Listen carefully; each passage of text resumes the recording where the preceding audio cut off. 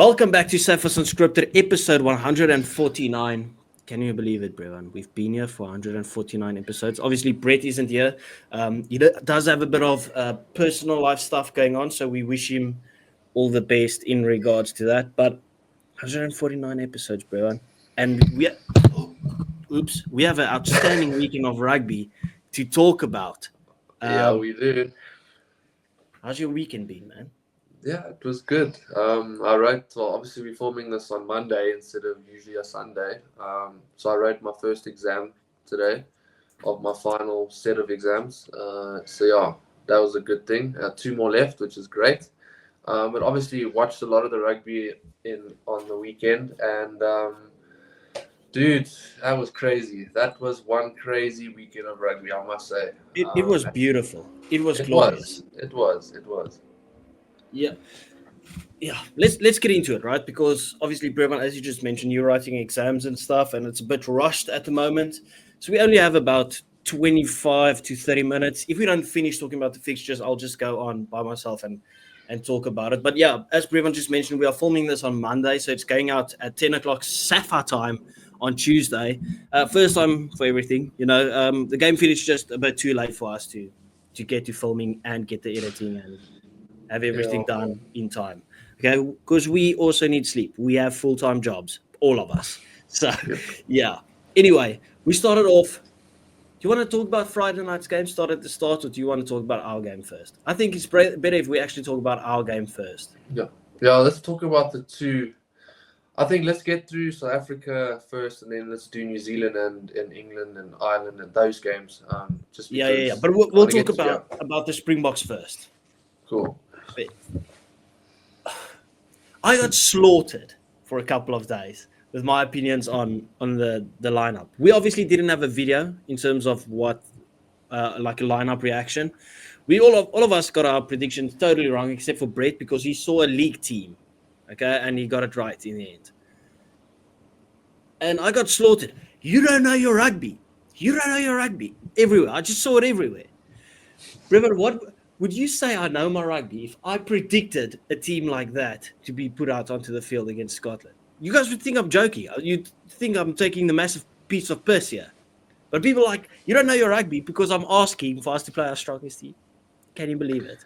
It's like a lose-lose situation if you go against Russie. Doesn't matter what Russie does, you are losing that battle. Yeah, it's I don't know why people get upset or think we are attacking, or when people give their opinions on a starting lineup, think we're attacking Rassie for his selection, when realistically the whole point of sports is to give fan opinion. If you're a fan, what is the point if you're just going to sit there and not say anything? And ultimately I was also upset with the team. I mean, it was ridiculous, Brevan.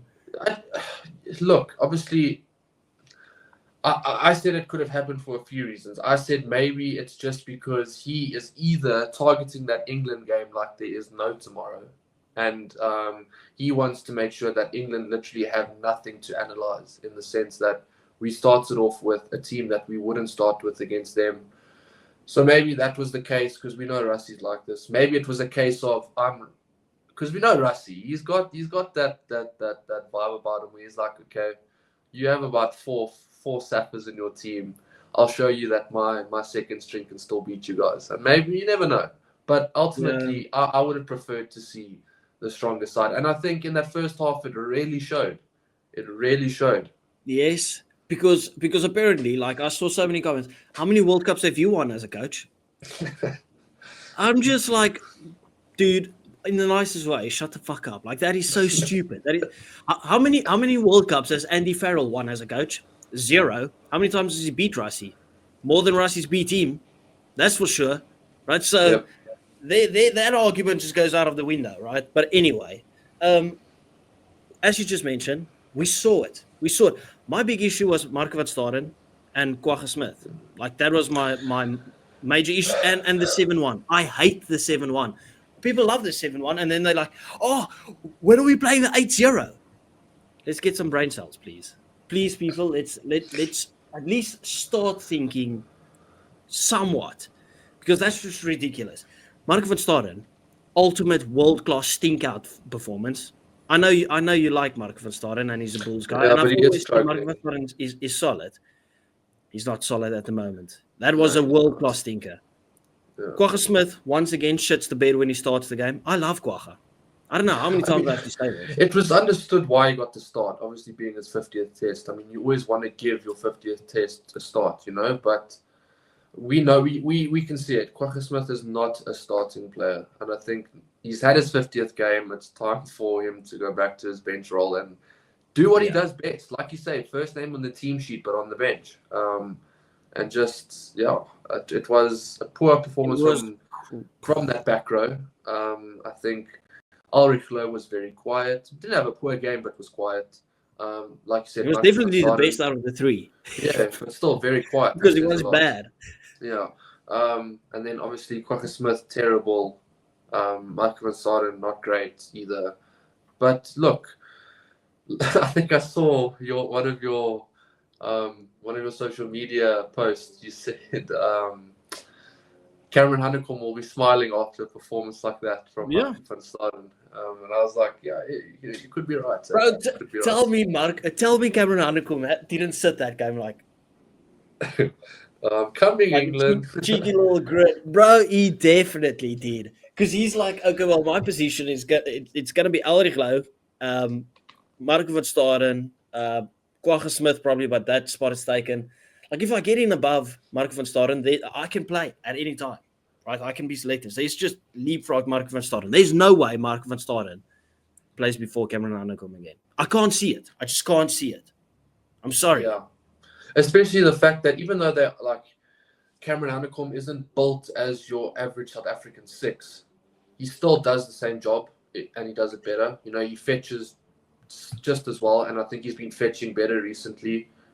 His carrying he wouldn't even play that. He wouldn't even play the 6 role because we switch it around. Like Peter Steff plays that 6 role generally, so he plays his normal 7 role. Pretty in much. the 6 jersey. Yeah, pretty much. But yeah, like literally, that's the role you'll play. But obviously, our 6 is known as our fetcher. Whereas in over other countries, their 7's their fetcher per se. But ultimately, I hope the kid gets a chance because I think Mark van Staden didn't take his chance to find form, and now I think it needs handed over to a youngster. Really, I don't see why you wouldn't. Yeah. But we'll have to wait and see. Yeah, but overall, obviously, we are happy with the victory. Happy. Like we played really badly at certain stages. Even the nuke squad that they called it, which is actually just our starters, they didn't come on and do instant impact. Like we were on the ropes for large parts of that game. And I'm sorry, but a 17-point difference or 17-point victory, that flatters us, right?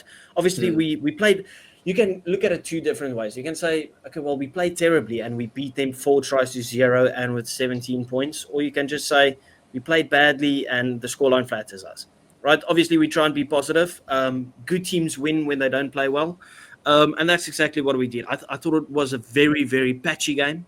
There was a couple of standout players. I thought Willie was very good. I thought Andre Esterhuizen was man of the match for me. By the way, Marnie can't defend. How many tackles? Not even tackles missed. How many times did he get bumped? How many times got did he twice by Tuipulotu? But I give the guy credit. I give the guy credit because he went back and he didn't like get bumped.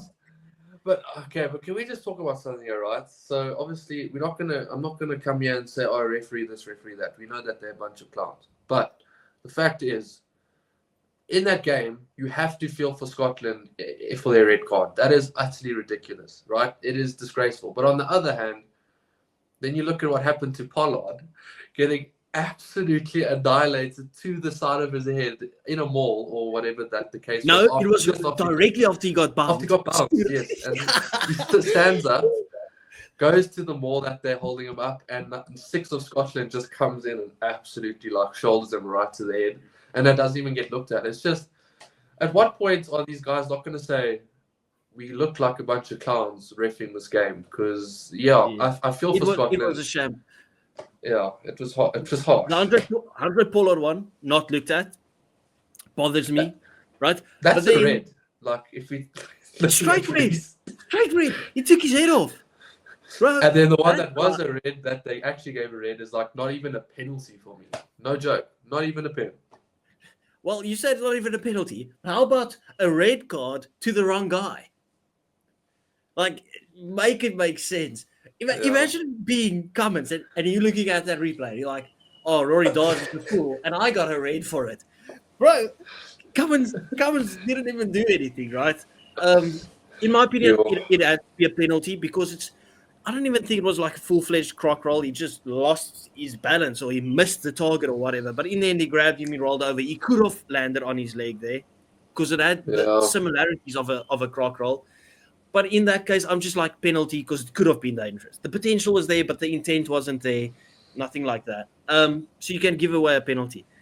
When I gave it a yellow, I was like, okay, that is a soft yellow. Very soft, but okay.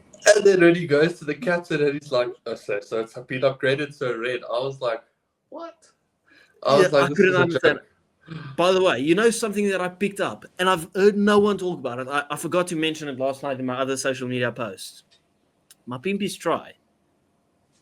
His hand looked extremely close to the touch. I'm not saying he was out. I'm not saying he was out, right? But I haven't seen a replay. I haven't seen it slower. I was like, they have to check that a bit slower. They probably should have checked it, yeah. But obviously, I don't know anything. I would love for someone to just send me through a replay on Instagram or TikTok or Twitter or whatever, right? But I was like, that looks extremely close. And I mentioned it to my dad, and my dad's like, I hope they don't check it. Because my dad's one of those guys, like, we'll take it. We'll just take it. We'll take it and we won't talk about it. Yeah, but again, Mapimpi just being the finishing king, eh? I mean, he finished as well. How good was that by Billy? Dude. Like, I saw again people saying, like, really, he's going to cost us, blah. I'm like, for goodness sake, like, did you not just see what the guy did?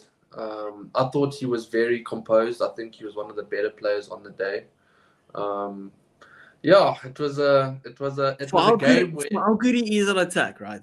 He avoids contact by all means. The poor guy's hitting 50 or 40 soon. Like, I don't know how old he is now. So he's probably just thinking, let me get to 100 and then I can join the coaching staff because he's probably. Bro, that was world class what he did. It was that. The freeze frame. Did you see it? Right, my Pimpy's not even in frame. Willie sees the open space. He saw Ashman. I think it was Cummins and two other forwards. Right, he sees the open space. Knows my Pimpy's going to get there. Gets enough flight on it. Boop.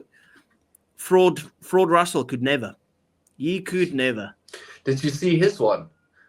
I think he kicked it like direct. It didn't do much, but he literally. I don't know what he did, but it looked pretty fancy. I was watching quite far back, but he did like a cross kick, but it didn't even go like forward. It just went dead sideways. Yeah. I think he just. That was when they were under pressure. Instead of throwing a pass, he was like, "Let me just do a cross kick directly sideways to my wing." Again, Finn Russell. What did he do?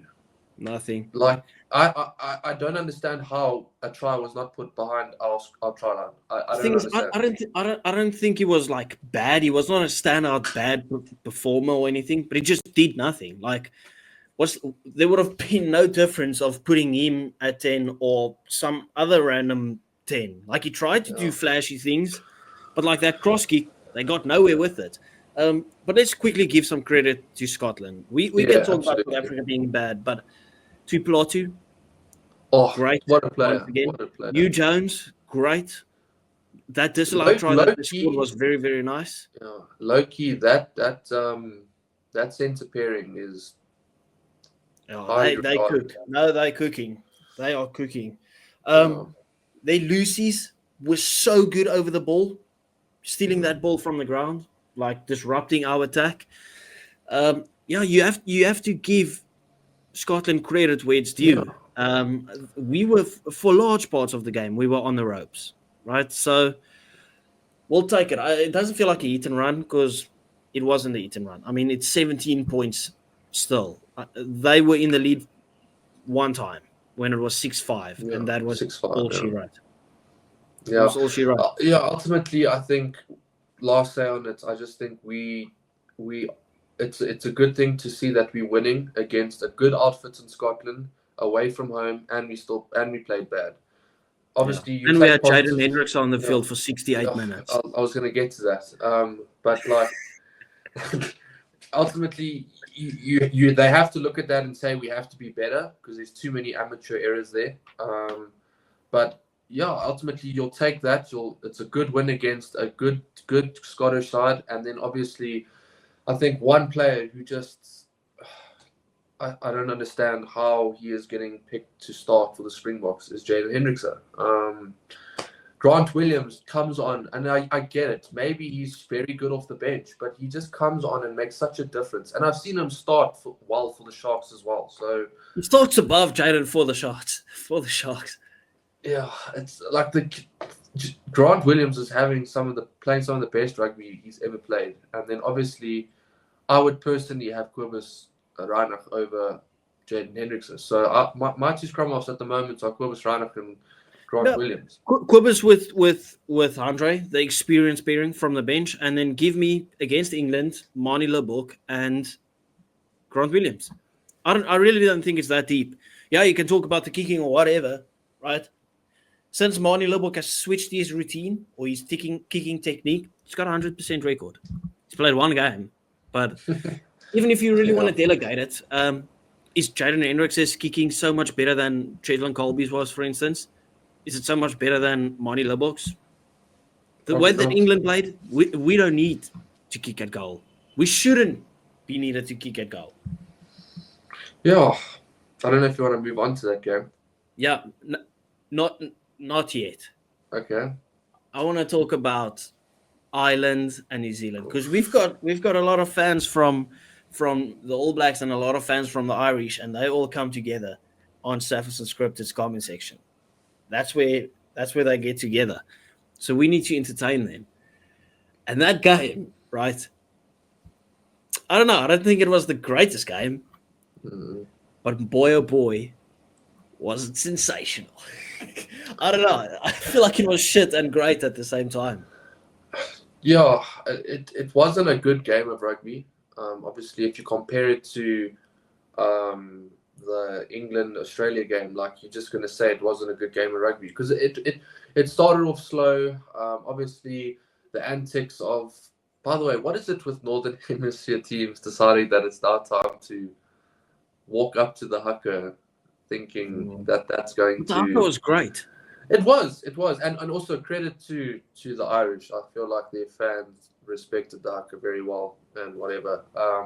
But ultimately, like I predicted the Irish to win because if I watched how they played against us, and you know they were a class outfit. We managed to get over the line against New Zealand, even though we played terrible in one of the games. I genuinely thought the Irish had them. But I stand corrected, and sorry to the New Zealanders. And it wasn't that I was underestimating New Zealand. It's just the Irish are a class outfit. Yeah, you just put your respect on Ireland. That was and the All Blacks literally just said, "Okay, that's nice," and went out there, and they were deserved winners. I think they beat them at every facet of the game. Yeah, literally. That's basically what it boils down to. And I thought the Irish were terrible. I've never seen this Irish team, like under Andy Farrell, look as bad as they did over the weekend, whether that was on them making errors or New Zealand forcing errors on them, right? I think Ireland were bad and New Zealand were very good. And I don't think that's harsh or taking away from either one of the teams. The Irish will admit they weren't great.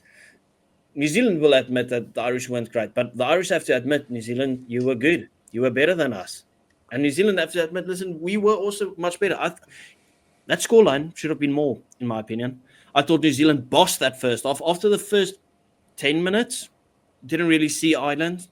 Like, not at all, unless I saw Gibson Park making a good tackle. That was basically it, right? I thought Gibson Park was decent, and I thought James Lowe was decent. Other than that, Osafo Amua, insane. Wallace Atiti, once again, outstanding. D-Mac, he ran the game. Will Jordan had a very good game. Like, whether Brett likes Will Jordan or not, he had a good game. Like, Yeah. I had so many guys that had solid games. Yeah, deserved winners. I thought the ref kept Ireland in the game for a long time. I thought New Zealand was getting shafted at the breakdown because there was a lot of Irish players doing Yeah, the look, there on the ground.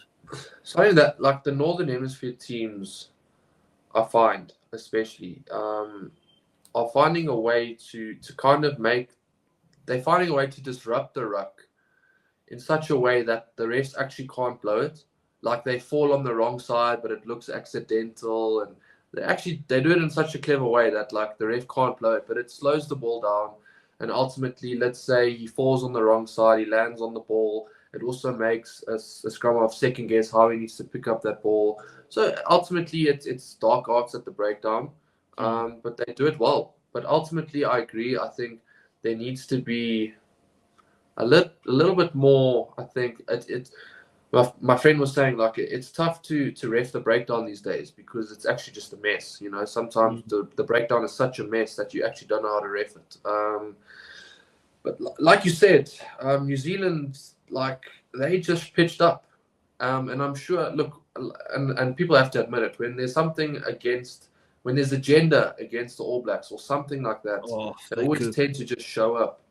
And obviously with this whole Johnny Sexton thing and calling Rieko Ioane what he did and etc.,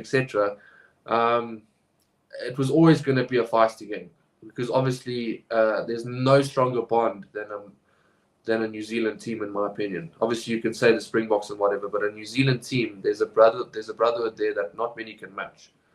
So yeah. It was always going to be tough and deserved winners. Not much more to say really. How good was Rieko Ioane's post after the game? Put that in your book. Yeah, that one in the locker. I mean, you were saying like Rieko is quite the macho man. He's a polarizing figure. Yeah. But like he's definitely one that will not keep his mouth closed. Let's just say that. And he had a shocker, in my opinion. Yeah, I don't think he was just great. Not a good 13. Like he's just really he not. Was not great. Yeah, like obviously he had a good spell when he was at 13, but now the past couple years, I just think 13 is just not for him. You know. No. Yeah. So, not at all. Yeah. Ultimately, anyway, but yeah. Let's move on. Second in the world for New Zealand, eh? Second. And Ireland third. I don't really care about the rankings. Yeah, I think like the rankings is a load of bullshit. The rankings are a load of crap. Yeah, like you say, but it's not. It's obviously, cool it's nice if we can finish the year in first place. Obviously, that will have some. There will be some light at the end of the tunnel as well. Well, I'm talking about like we had a bad year, but yeah, obviously you want to finish the year in first. I mean, it doesn't. I don't really care about it, but it would be nice. Let me rather just say it like that. Anyway, game of the year. This will probably be the last one that you talk about. I think we should actually wrap it up on this one because there wasn't any like main other games. I'm not going to talk about that. Shout out to Fiji. Like, well done, gents. Yeah, well done to Fiji. Okay, Wales 10 in a row, losing 10 in a row. Crazy. Ouch. Wow. When was? I wonder how many years you have to go back to get to 10 losses for instance, the Springboks, which means like Wales have made 10 losses, for instance, in like 2 years. How many years do you have to go back to see other teams that have lost 10 games? Something to think about. That's rough. But let's go to game of the year. And this is not even up for debate. This was sensational. Mm-hmm. England 37, Australia 42. Wow. How good was this game? It was like you just it's hard to explain because like you watch that game and you think, okay, England have got this. Then you think, okay, the Aussies have got this. Then you thought, okay, no, the English should have this. They scored in the last minute and they should just secure kickoff and kick it out, you know? No, what do? They lose the ball. And the balls to send that ball wide. and to do it in such a fashion, and then still score in the corner. Yeah, like that Australian team. Sensational. I didn't give them any hope, and they shut me up. I called it from I the had a start, stinker. Brevan. I had a stinker. I had an absolute stinker of a prediction weekend. Yeah. I don't, you know, it is what it Listen, is. Eh? Brevan, I called this from the start. I called it from the start that this Australian team is not that bad, right? And this England team is the most overhyped team. I said this. They don't beat anyone. They don't beat anyone. Imagine celebrating it. You know what was my favorite part? Chandler Cunningham South did the cold Palmer, right? Salakai Lotu, right? You didn't really do anything, right? But after the game, after the one that scored the match-winning try, pulled the same thing. Dude, this is not football where you celebrate like that. Come on. Anyway, bro, what a game. Like, I thought, okay, Australia's going to pull off an all-time stinker once again when they conceded 2 tries, right? I think the score was, what, 15-3? Yeah. Until Suali'i pulled off some NRL magic with that That pass. kid is special, man. Like, I mean, Bro, we after told you. you. After you told me about him, I was like, okay, let me go check this kid out. I go onto YouTube, I'm checking, I'm like, okay, he's a hard runner, blah, blah, blah. Bro, I don't think people realize how incredibly gifted you have to be for the English to lift Murray Toje to catch a ball. And here comes Swahili like, okay, cheers, mates. I'm just going to take a leap of faith and knock it back. He's jumping as high as Itoje is getting lifted.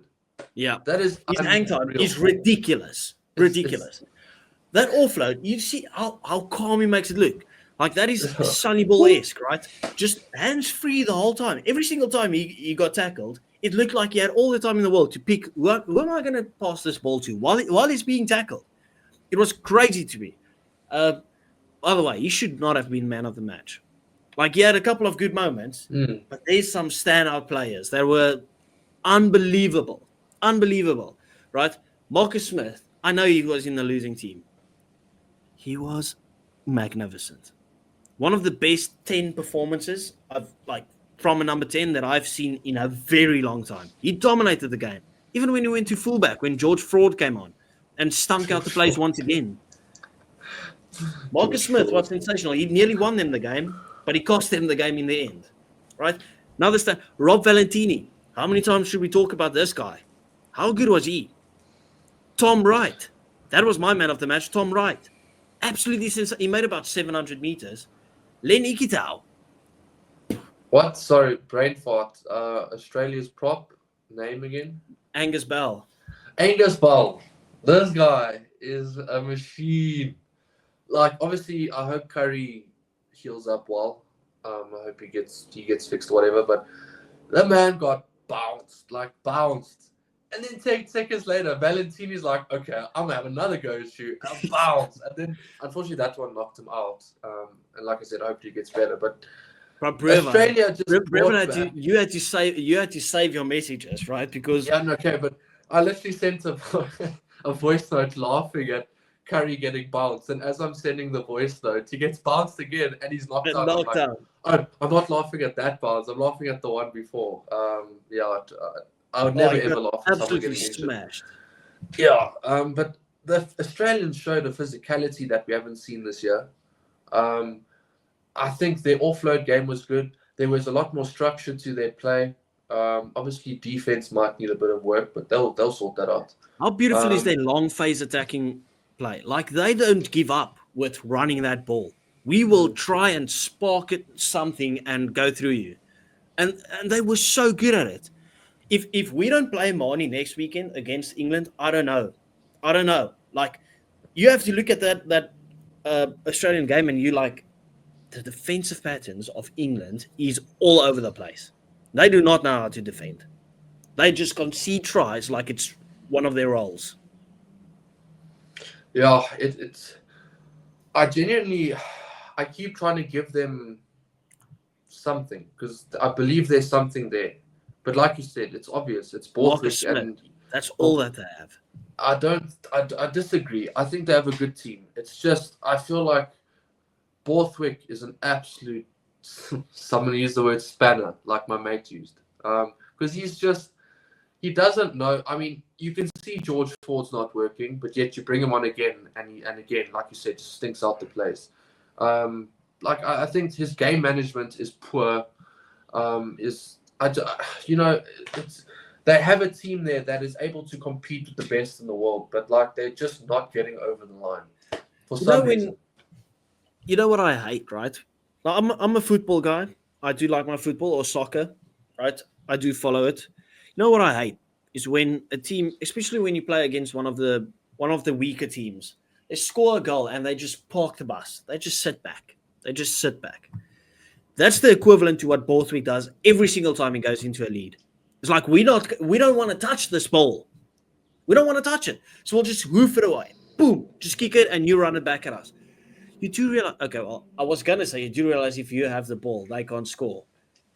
Well, they threw a loose pass and Andrew Kellaway went to score. But I mean, Ford, again, how on earth do you see your center running a line and say, okay, I'm going to pass it behind you and hope you catch it? Like, that's just poor. That's like an individual error that's not even Borthwick's fault. It's like if Ford throws that pass into Lawrence's hand, they don't score that try. And it's like, it's just stupid things that just. And that broke all their momentum, right? Because England had the momentum there, and that brought Australia and gave Australia that hope once again. Exactly. It's sensational victory for it was. But it was such a good game of rugby, like I said, game of the year. Even Noah Lolosio, he was great. Yeah, look, I want the Aussies to start picking their socks up because that will just make up for a good rugby championship. Like, how good would it be to know, like, okay, every single game we play, we can't guarantee a win. I mean, yeah, we've seen that. We've lost to Argentina away. Yes, there was a caveat on that, but still we lost. We see New Zealand, you can never ever count them out, no matter where they are in their system or whatever. And now Australia obviously finding their feet. And obviously the South just going, 4-5 for 5, whatever. Yeah. Just dominance. Yeah. People, that brings us to the end of this episode. We are a bit pushed for time for today's one. So sorry if we couldn't go into depth with all the games. Congratulations to Argentina, also absolutely smashed Italy. That was also a thriller for a good part of the game until Argentina just ran away with it. Yeah, and that brings us to the end of it. So please do remember to like and subscribe. We do appreciate you guys. Yeah, and we will see you. We will have an episode for Wednesday again. Have a good one. Bye-bye. Cheers.